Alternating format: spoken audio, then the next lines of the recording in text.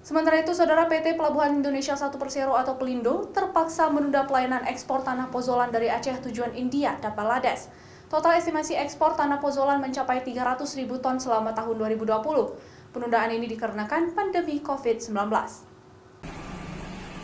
PT Pelabuhan Indonesia 1 Persero atau Pelindo 1 terpaksa menunda pelayanan ekspor pozolan dari Aceh tujuan India dan Bangladesh.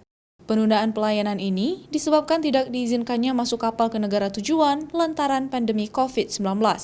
Padahal PT Pelabuhan Indonesia 1 Persero cabang Malahayati Aceh melayani ekspor tanah pozolan ke India dan Bangladesh dengan total estimasi mencapai 300.000 ton di tahun 2020.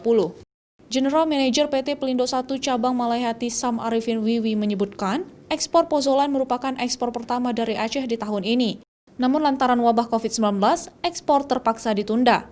Dari total estimasi ekspor pozolan yang mencapai 300.000 ton, ekspor pozolan baru terrealisasi sebesar 80.000 ton, terhitung hingga Maret 2020 lalu.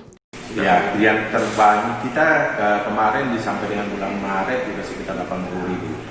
Nah, kemudian COVID, ya negara tujuannya pun lockdown, jadi tidak ada kegiatan ekspor itu lagi. Tadi dihentikan untuk sementara. Ya, untuk sementara. Tapi saya sudah beberapa kali nanya pengguna jasanya, yang ini, yang bayarnya, mereka mau ekspor lagi, cuma belum tahu kapan. Karena pozolan itu memang dari Aceh sendiri atau gimana? Dari Aceh sendiri. Ya, memang ada dari daerah yang lain, tapi mayoritas dari Aceh. Ya. Negara tujuannya ke Bangladesh sama India, sama-sama si India itu karena besar India. Rencananya kegiatan ekspor dari Aceh akan kembali dibuka. Namun pihak pelabuhan masih menunggu kondisi pandemi semakin membaik.